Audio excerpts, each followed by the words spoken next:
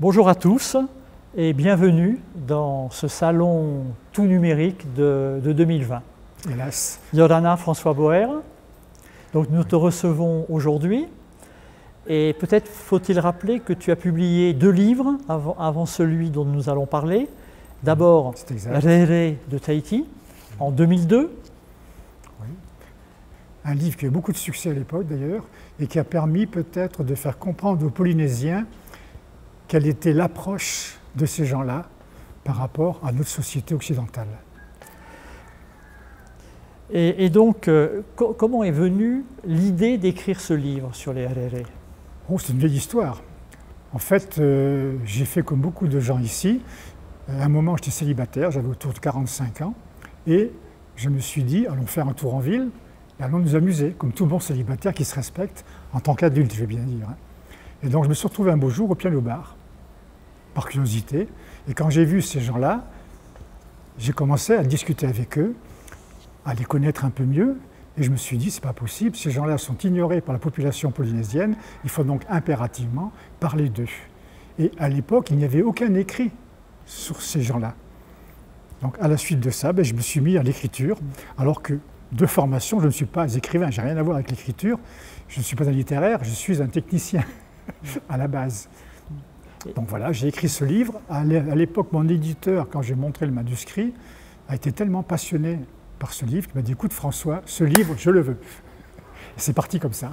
Donc ce livre a été en quelque sorte, a permis une connaissance, voire une reconnaissance de ce phénomène.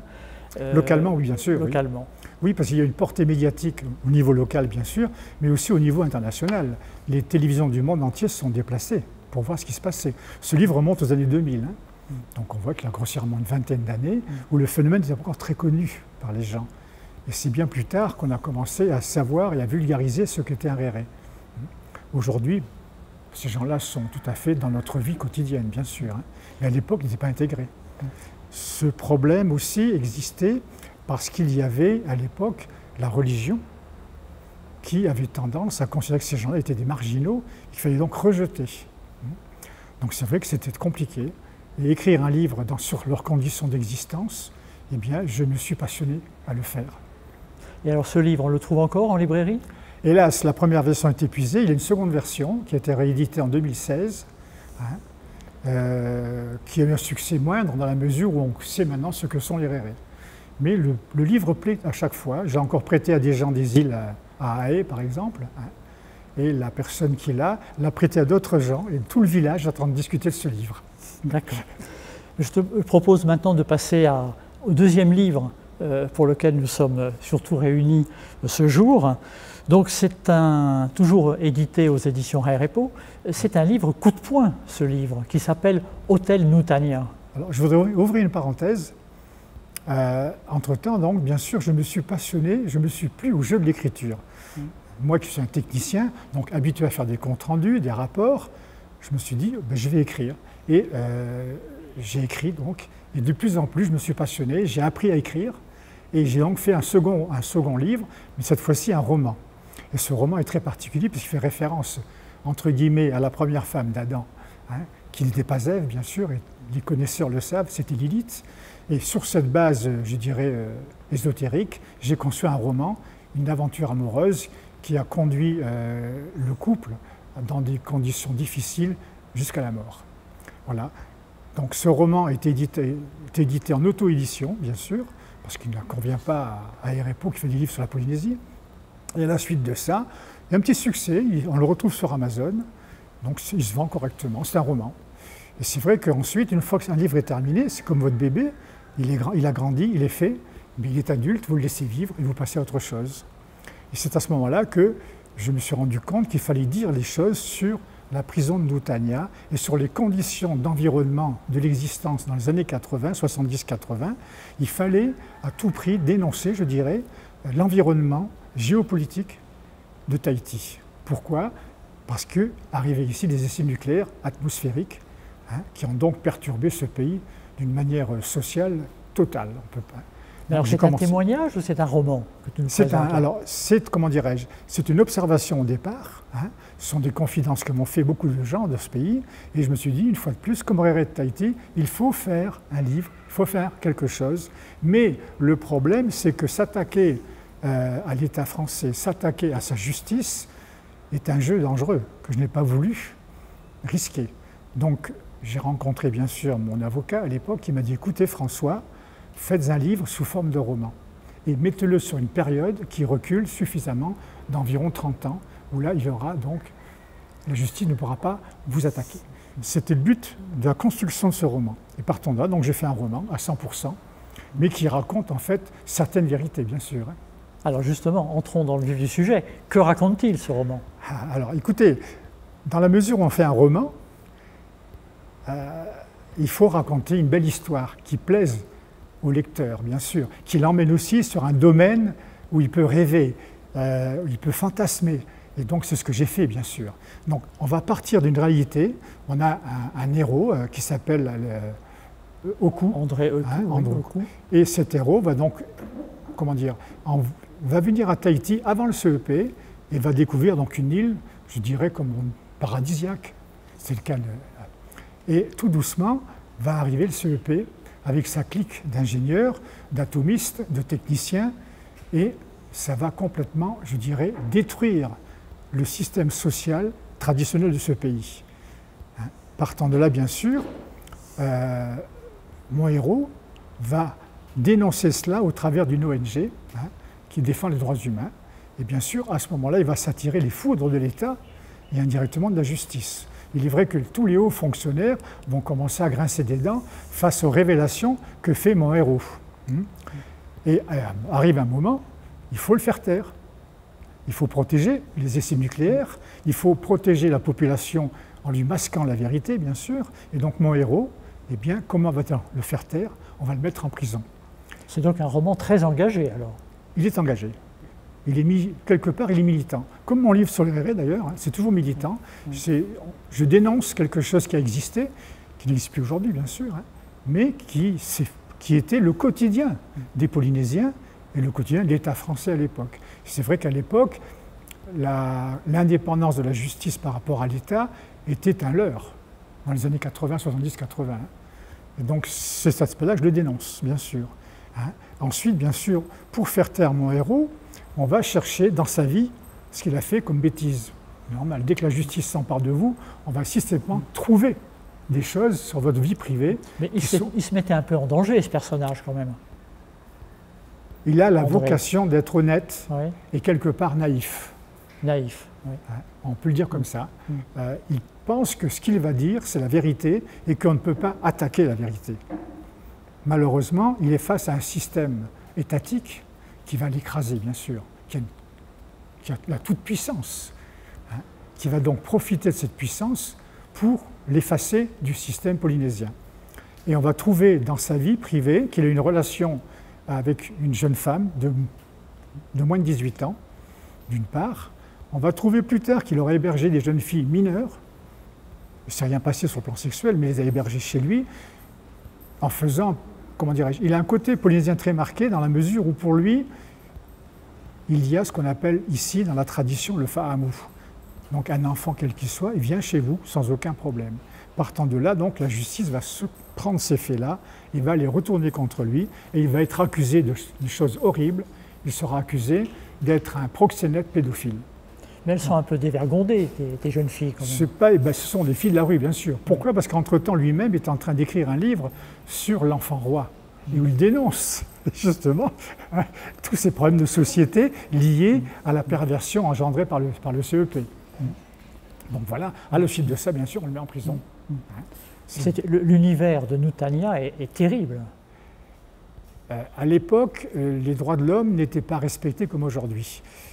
Je dirais qu'entre-temps, l'Europe s'est construite et qu'on a la Cour européenne des droits de l'homme qui aujourd'hui surveille très très bien tous ces aspects un peu sombres. Et à l'époque, dans les années 70-80, on faisait un peu ce qu'on voulait encore. Et donc la prison de Nutania, qui est une prison qui n'était pas trop vieille, puisque je crois que ça remonte à 1970, est une prison effectivement qui est horrible. Et donc mon héros va se rendre compte qu'il va être, comme tous les prisonniers, dans des conditions d'existence horribles, insipides, malsaines, et on va le détruire moralement. C'est le but, il faut le détruire moralement pour qu'il ne puisse plus s'émanciper plus tard. Mais le personnel de la prison aussi. Alors, au niveau là, bien sûr, vous avez, comme dans toute prison, comme dans toute société, vous avez des gens qui sont, je dirais, confiants, coopératifs, et d'autres qui sont carrément, je dirais, agressifs. Un prisonnier, pour eux, c'est à jeter à la poubelle. Pour d'autres, c'est un prisonnier, on ne fait pas attention. Il fait son temps, après il sort. Le problème, c'est que la prison ne réadapte pas à la vie courante. Et dans ces conditions, la plupart des gens qui passent par la case d'Outania vont être, je dirais, des voyous professionnels plus tard.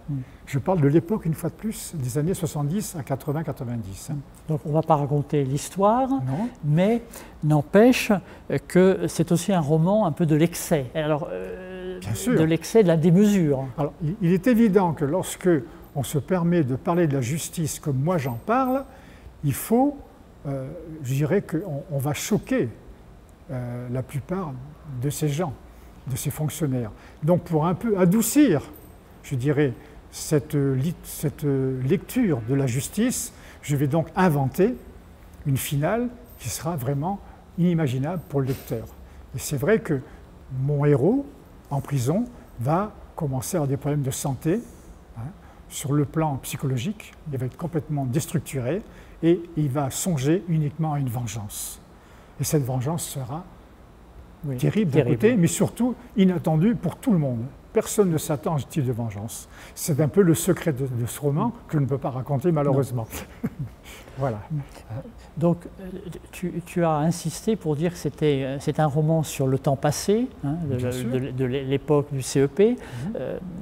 Est-ce que vraiment on a tourné la page de cette époque? Alors, dans la jeunesse de mon héros, il va être déçu par la France, il va donc s'engager dans l'armée, il est très jeune, il a 18 ans, il va devancer l'appel, et il va partir faire la guerre en Algérie. C'est quelqu'un de très droit dans sa tête, qui a le sens du respect, de la nation bien sûr, et il va découvrir que cette guerre en Algérie, c'est une guerre coloniale en fait. Il faut dire les mots, appelons les choses par leur nom.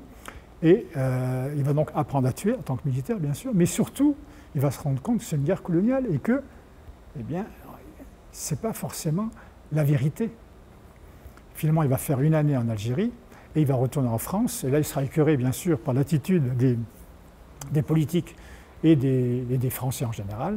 Et il va demander son affectation au Niger, donc en Afrique noire, où là, il fera de la coopération. Voilà, donc on voit bien que mon héros, dès le départ, est dans une ambiance qui est extrêmement dure, violente. Néanmoins, il a appris dans l'armée les deux principes fondamentaux de l'armée, le respect, d'une part, et le sens de l'honneur. Et tout le long de sa vie, ces deux comportements vont le guider. C'est un peu pour ça qu'on va comprendre ses excès au sein de cette ONG où il dénonce tout ce qui se passe ici. C'est un peu pour ça aussi qu'on va comprendre ses excès lorsqu'il va vouloir se venger de la justice et de l'État français. Voilà. On va laisser le public, le lecteur découvrir le livre. Tu écris au début du livre que le roman est l'exercice de la liberté. Oui. Et fut-elle transgressive, cette liberté? Tout à fait, oui. Et je voudrais te remercier, François, pour cet entretien et ce roman qui va remuer ici certainement les lecteurs et peut-être la société elle-même. Je conclurai en disant que avant la préface, je reprends un texte d'un livre qui vient de sortir, d'un philosophe qui s'appelle Pascal Bruckner, qui est très connu en France, et qui est bien souvent aussi connu aux USA, parce qu'il fait des cours de philosophie aux USA.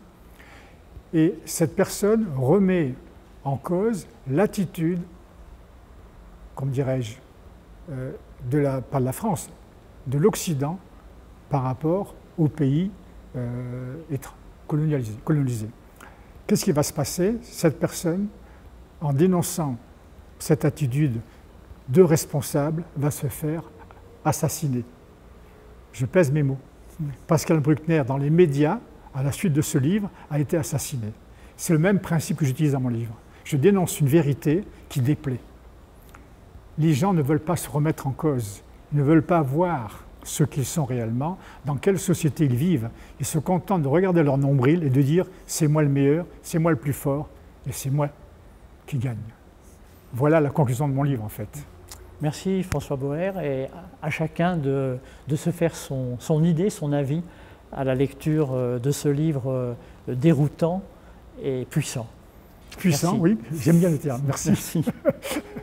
Le propre d'un livre, c'est pas d'être lu, dans mon cas, dans l'histoire que je raconte, c'est d'être quelque part révolté et de le faire réagir. Hein. Et c'est pour ça que je m'adresse au peuple de Tahiti. Lisez ce livre, révoltez-vous en le lisant, soyez agacés, mais lisez-le et je vous garantis que vous aimerez la conclusion. Merci de m'avoir invité.